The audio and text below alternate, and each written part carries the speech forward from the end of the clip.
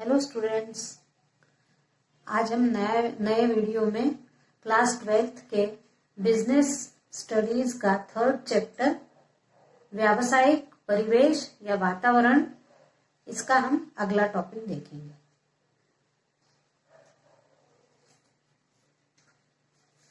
तो हम चैप्टर 3 व्यावसायिक परिवेश या वातावरण बिजनेस एनवायरनमेंट पार्ट का अगला टॉपिक है भारतीय आर्थिक वातावरण का बदलता स्वरूप, changing scenario of Indian economic environment. अब ये जो भारतीय आर्थिक वातावरण है, ये धीरे धीरे परिस्थितियों को देखते हुए बदलता जा रहा है। आर्थिक वातावरण अनेक शक्तियों से मिलकर बना होता है। इससे व्यावसायिक क्रियाकलाप प्रभावित होते हैं। 1991 का वर्ष भारत में आर्थिक इतिहास को परिवर्तित कर गया। इस वर्ष भारतीय अर्थव्यवस्था के सामने बहुत गंभीर समस्या आ गई थी। वो गंभीर समस्या ये थी कि राजकोष में बहुत घाटा हो गया था। मूल्य वृद्धि ये एक बहुत बड़ी समस्या थी। जब आर्थिक कोष में घाटा हो जाता है, तब मूल्य वृद्धि के द्वारा सरकार ज्यादा से ज्यादा पैसा अपने आर्थिक कोष में लाना चाहती है। तो जब आर्थिक घाटा हो जाता है तो मूल्य वृद्धि करना आवश्यक हो जाता है, जिससे फिर सारी जनता परेशान होती है। फिर भारत का उस समय विदेशी व्यापार भी बड़ा खराब स्थिति में था। भारत का विदेशी मुद्रा का भंडार घटकर मात्र 1 सप्ताह के व्यापार के बराबर रह गया था।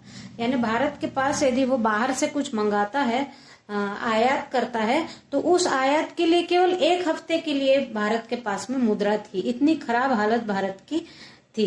फिर ऐसा लगने लगा था कि भारत अपने ऋण की अदायगी न करने जैसी शर्मनाक स्थिति में आ जाएगा कि ऋण की अदायगी नहीं की जा सकती। जिन देशों से ऋण लिया था, उन देशों को ऋण तो वापस करने का सवाल ही नहीं उठता। फिर ऐसी स्थिति में 1991 में कुछ आर्थिक सुधार कार्यक्रम किए गए और उन आर्थिक सुधार कार्यक्रमों का नाम रखा गया LPG, आर्थिक सुधार कार्यक्रम LPG। L से लिबरलाइजेशन, P से प्राइवेटाइजेशन और G से ग्लोबलाइजेशन।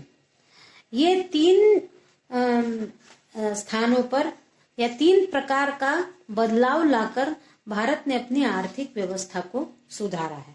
तो अब हम पढ़ते हैं कि आर्थिक जो सुधार कार्यक्रम है LPG, इसके अंतर्गत L यानी लिबरलाइजेशन यानी उदारीकरण, और P यानी प्राइवेटाइजेशन यानी निजीकरण, और G यानी ग्लोबलाइजेशन यानी वैश्वीकरण।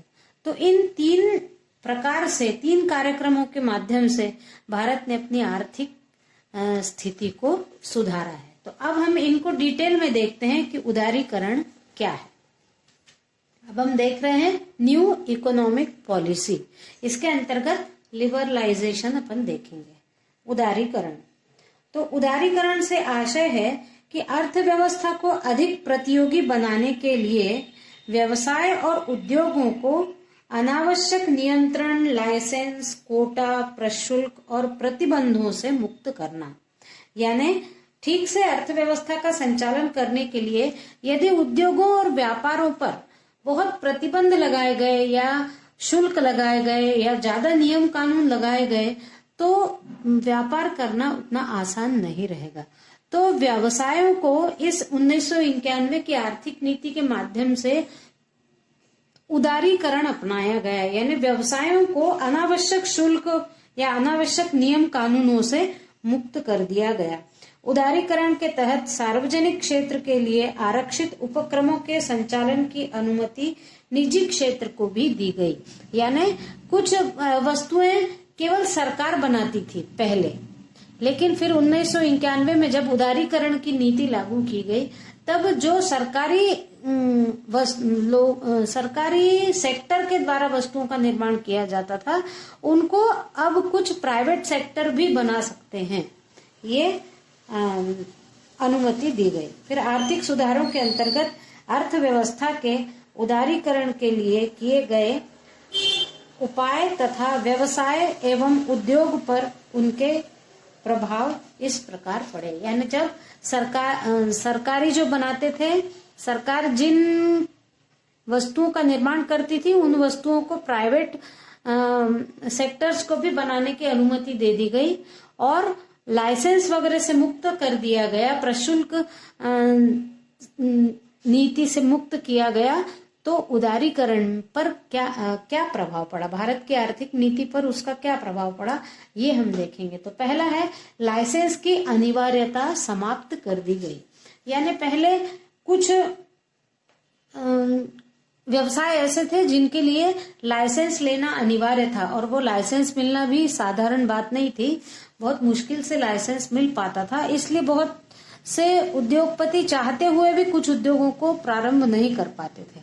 तो जब लाइसेंस की अनिवार्यता समाप्त कर दी तो उद्योग भी अधिक मात्रा में चालू हो गए। फिर दूसरा है कर की दरों में कमी की गई। जो सरकार कर लेती है उन सरकार के कर की दरों में कमी की गई तो लोगों को फायदा ज्यादा होने लगा, तो वो व्यवसाय करने की ओर झुक गए। फिर तीसरा है अर्थव्यवस्था से अनावश्यक नियंत्रणों को हटा दिया गया। अर्थव्यवस्था के अंतर्गत कुछ व्यवसायों पर नियंत्रण रखा जाता था, उस नियंत्रण को दूर कर दिया गया। फिर है आयात निर्यात प्रक्रिया का सरलीकरण। यानी विदेशों से वस्तुओं का लाना और विदेशों को वस्तुओं का देना, ये दोनों भी प्रक्रिया पहले काफी जटिल थी। 1991 से पूर्व उस जटिलता को बहुत सरल कर दिया गया ताकि ज्यादा से ज्यादा वस्तुएं बाहर जाएं और हमको बाहर का पैसा मिले और जो बाहर की वस्तुएं हैं वो हमारे देश में आए। फिर है विदेशी पूंजी का आगमन सरल। विदेशी पूंजी का आगमन सुलभ कर दिया गया। जो विदेशी पूंजी आती है उसके लिए भी जो नियम कानून थे उनमें भी बड़ी राहत दी गई, जिससे विदेशी पूंजी भी हमारे देश में आने लगी। फिर वस्तुओं और सेवाओं के मूल्य निर्धारण की स्वतंत्रता।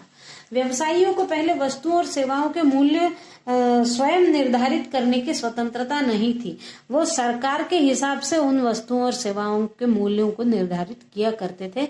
लेकिन फिर इस नई आर्थिक नीति के माध्यम से वस्तुओं और सेवाओं के मूल्य को निर्धारित करने का अधिकार व्यवसायियों को दे दिया गया। फिर विदेशी प्रौद्योगिकी को आकर्षण, यानी जो विदेशों की प्रौद्योगिकी है उनको हमारे देश में स्थापित करने के लिए विदेशियों को भी यहाँ पर आकर्षित किया गया ताकि विदेशों के प्रोजेक्ट हमारे देश में लगे और हमारा आर्थिक फायदा हो। फिर अगला है विश्वव्यापीकरण के लिए नीति परिवर्तन। यानी जो विश्वव्यापीकरण यानी पूरे विश्व में भेजना, इसके लिए नीति को परिवर्तित कर दिया गया। अपने यहाँ का बना हुआ सामान बाहर और सामान बाहर का बना हुआ हमारे यहाँ, ये विश्वव्यापीकरण हो गया। तो ये जो विश्व को बाजार के द्वारा व्याप्त करने की जो नीति थी उसमें परिवर्तन किया गया। फिर लघु उद्योगों की निवेश सीमा में वृद्धि, यानी जो लघु उद्योग है वास्तव में उनसे आर्थिक बहुत फायदा होता है लघु उद्योगों से। तो लघु उद्योगों को की निवेश सीमा में वृद्धि की गई, यानी अधिक से अधिक लघु उद्योगों में लोग पैसा लगा सकते हैं और फायदा कमा सकते हैं। फिर पूंजीगत पदार्थों के आयात की स्वतंत्रता। ऐसी वस्तुएं जो पूंजीगत होती हैं, पूंजीगत वस्तुएं लाई जा सकती हैं जिनसे पूंजी निर्माण किया जा सकता है ना। जैसे कपास की खेती यदि हम करते हैं तो सूती वस्त्र उद्योग के लिए कच्चा माल होती है, वो एक पूंजीगत वस्तु है, उससे दूसरी वस्तुओं का निर्माण करके अधिक पूंजी प्राप्त की जा सकती है।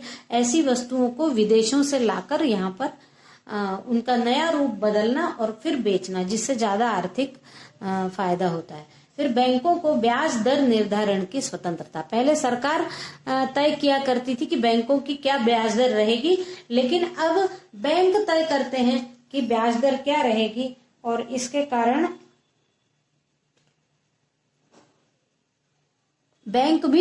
बैंकों के बीच में भी प्रतिस्पर्धा हो गई कि ब्याज निर्धारण किस प्रकार किया जाए जिससे अधिक से अधिक लोगों की बचतों को वो अपनी तरफ आकर्षित कर पाए। उदारीकरण के तहत व्यवसाय में सरकार का हस्तक्षेप न्यूनतम कर अंकुश रहित अर्थव्यवस्था बनाने का प्रयत्न किया गया। यानी व्यवसायों में सरकार का अंकुश न हो, और व्यवसायी सब स्वतंत्रता से व्यवसाय करें। ये 1991 के बाद लिबरलाइजेशन के माध्यम से किया गया। अब लाइसेंस की अनिवार्यता से मुक्ति कुछ उद्योगों को छोड़कर की गई। तो अब वर्तमान में केवल 6 उद्योगों के लिए लाइसेंस की अनिवार्यता है। पहला है एल्कोहलिक पेय पदार्थ, यानी शराब वगैरह जिसमें अल्कोहल है, उन पेय पदार्थों पर सरकार लाइसेंस के बिना वो दुकान चालू नहीं की जा सकती। सिगरेट, खतरनाक रसायन, औद्योगिक विस्फोट, प्रतिरक्षा उपकरण और ड्रग्स तथा फार्मास्यूटिकल्स, इन पर केवल लाइसेंस की आवश्यकता होती है। बाकी सारे उद्योगों को लाइसेंस से मुक्त कर दिया गया। इसके बाद अब हम अगला देखते हैं। अगला है निजीकरण। निजीकरण के अंतर्गत पहला है सार्वजनिक क्षेत्र के लिए सुरक्षित उद्योग 17 से 4 कर दिए गए। पहले थोड़ा निजीकरण समझ लीजिए कि निजीकरण क्या है। तो निजीकरण से आशय है कि सार्वजनिक क्षेत्र के लिए आरक्षित उद्योगों में निजी क्षेत्र को भी प्रत्येक प्रवेश देना। इसके साथ ही ऐसे उद्यम जो सार्वजनिक क्षेत्र में हैं पूर्णतः या अंशतः निजी स्वामित्व को हस्तांतरित करना। विनिवेश के द्वारा सार्वजनिक क्षेत्र के उपक्रम निजी क्षेत्र को हस्तांतरित किए जा रहे हैं। निजीकरण का लक्ष्य सार्वजनिक क्षेत्र की भूमिका में कमी और निजी क्षेत्र की भूमिका में वृद्धि करना है। अब यहाँ सार्वजनिक क्षेत्र और निजी क्षेत्र यानी सार्वजनिक क्षेत्र यानी सरकार के द्वारा उद्योगों का चलाना और निजी क्षेत्र यानी प्राइवेट पूंजीपतियों के द्वारा उद्योगों को चलाना। तो पहले सरकार की तरफ से जो उद्योग चलाए जाते थे निजीकरण के माध्यम से सरकार का अब ये कार्य है आर्थिक सुधार के अंतर्गत कि जिन वस्तुओं का उत्पादन केवल सरकार करती थी उनका उत्पादन अब प्राइवेट या पूंजीपति लोग भी करें, प्राइवेट सेक्टर्स भी हों उन्हीं का उत्पादन करने के लिए। तो धीरे धीरे सरकारी सेक्टर को कम करना और प्राइवेटली व्यवसायों को ज्यादा चलाना, ये है निजीकरण का अर्थ। इसके अंतर्गत पहला है सार्वजनिक क्षेत्र के लिए सुरक्षित उद्योगों की संख्या 17 से घटकर अब 4 कर दी गई है। यानी पहले सरकार के तरफ से 17 उद्योग केवल सरकार ही चलाती थी, उत्पादन केवल सरकार ही करती थी, लेकिन अब उन 17 संख्या से हटाकर 4 संख्या कर दी गई है। अब केवल 4 ऐसे उद्योगों के क्षेत्र हैं जो सरकार चलाती है, बाकी सारे उद्योगों में सरकार का भी कुछ अंश है और प्राइवेट यानी पूंजीपतियों का भी कुछ अंश है। फिर है सार्वजनिक उद्योगों को विनिवेश द्वारा निजी क्षेत्र में हस्तांतरित किया गया। यानी सार्वजनिक क्षेत्र के उद्योग यानी सरकार द्वारा चलाए जाने वाले उद्योगों को फिर से इन्वेस्ट करके प्राइवेटाइजेशन उनका कर दिया गया, प्राइवेट क्षेत्र के लोगों को दे दिए गए। फिर सरकार पर राजकोषीय बोझ को कम करना। इस नीति के माध्यम से सरकार को राजकोषीय बोझ को कम करना, सरकार के पास जो राजकोष के अंतर्गत बोझ है उसको कम करना। फिर सरकारी कोषों में वृद्धि, सरकार के पास जो अन्य कोष हैं उन कोषों में वृद्धि करना। फिर है ऋणों की अंशों में परिवर्तनीयता आवश्यक नहीं रही। ऋण जो है उनकी अंशों में परिवर्तनीयता आवश्यक नहीं। फिर उपक्रमों के प्रबंधों को बेहतर बनाना, यानी प्रबंध बेहतर बनाना। उपक्रम यानी कोई भी प्रोजेक्ट है, प्रोजेक्ट के प्रबंध को अच्छा बनाना। फिर सरकारी तंत्र के आकार में कमी, यानी सरकारी सारे सेक्टर्स को धीरे धीरे प्राइवेट करके सरकारी सेक्टर्स को कम करना। फिर आर्थिक विकास की गति में वृद्धि, यानी आर्थिक विकास बहुत गति से बढ़ाना।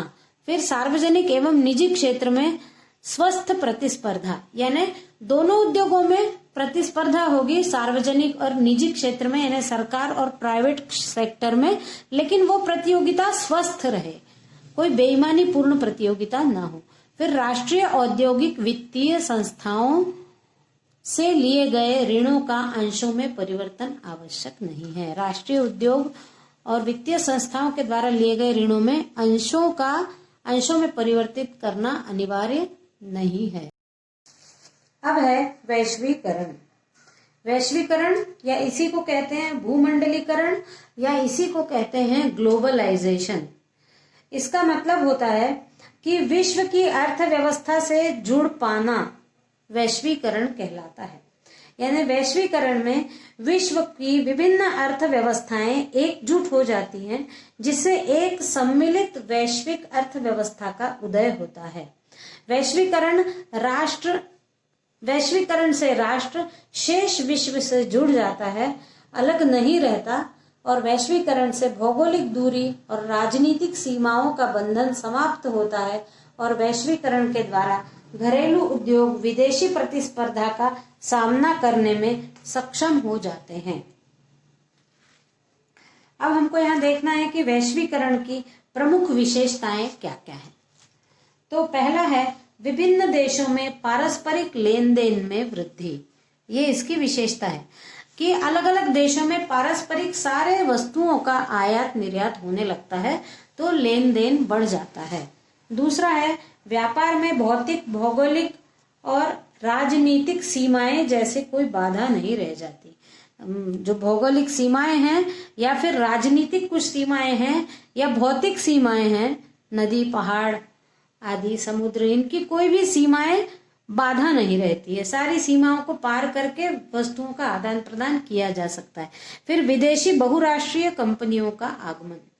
जब ग्लोबलाइजेशन हो जाता है तो कोई भी देश किसी भी देश के साथ व्यापार कर सकता है, इसलिए हमारे देश में भी बहुराष्ट्रीय कंपनियां यानी ऐसी कंपनियां जिनका कई देशों से व्यापार चलता हो, ऐसी कंपनियों का हमारे देश में आगमन हो जाता है। फिर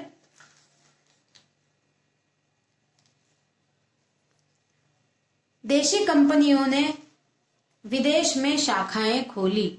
फिर हमारे भी जिस प्रकार हमारे देश में बाहर की कंपनियां आई, उसी प्रकार हमारी कंपनियां भी बाहर के देशों तक जा पाएंगी। फिर विश्व के सभी देशों में सूचना व तकनीकों का स्वतंत्र प्रवाह, यानी सभी देशों में सूचना और तकनीक आराम से स्वतंत्र प्रवाह, यानी यहाँ से वहां आराम से चले जाना। तो एक देश की तकनीक दूसरे देशों में आराम से पहुंच जाती है और सारी सूचनाएं भी दूसरे देशों में आराम से पहुंच जाती हैं। फिर भारत के विदेशी मुद्रा भंडार में वृद्धि। जब से ग्लोबलाइजेशन हुआ है या वैश्वीकरण हुआ है, तब से भारत में विदेशी मुद्रा का भंडार दिन पे दिन बढ़ता जा रहा है। फिर सभी देशों में सेवाओं और वस्तुओं का प्रवाह। सभी देशों में सारी सेवाएं और जो भी वस्तुएं निर्मित हो रही हैं, उनका आराम से एक देश से दूसरे देश में प्रवाह चालू है। फिर नागरिकों सभी देशों में आवागमन। नागरिकों का भी सभी देशों में आवागमन हो पा रहा है। यहाँ से वहां प्रत्येक व्यक्ति घूमने फिरने की दृष्टि से या व्यापार की दृष्टि से आराम से एक देश से दूसरे देश में जा सकता है। फिर विभिन्न देशों में वित्तीय प्रवाह प्रोत्साहित। प्रत्येक देश में वित्तीय प्रवाह भी आराम से यहाँ से वहां हो पा रहा है। पैसों का आदान प्रदान भी बहुत आराम से किया जा रहा है। फिर प्रिंट व इलेक्ट्रॉनिक मीडिया का विस्तार हुआ है। फिर प्रिंट मीडिया यानी और इलेक्ट्रॉनिक प्रिंट मीडिया यानी कंप्यूटर हो गया, लैपटॉप हो गया, चाहे इलेक्ट्रॉनिक मीडिया यानी अपनी बात यहाँ से वहां पहुंचाने के लिए टेलीफोन हो गया, मोबाइल हो गया, इनके द्वारा बहुत आराम से एक बात एक जगह से दूसरी जगह तक पहुंच जाती है।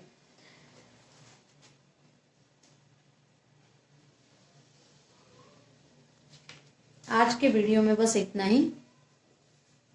मिलते हैं अगले वीडियो में।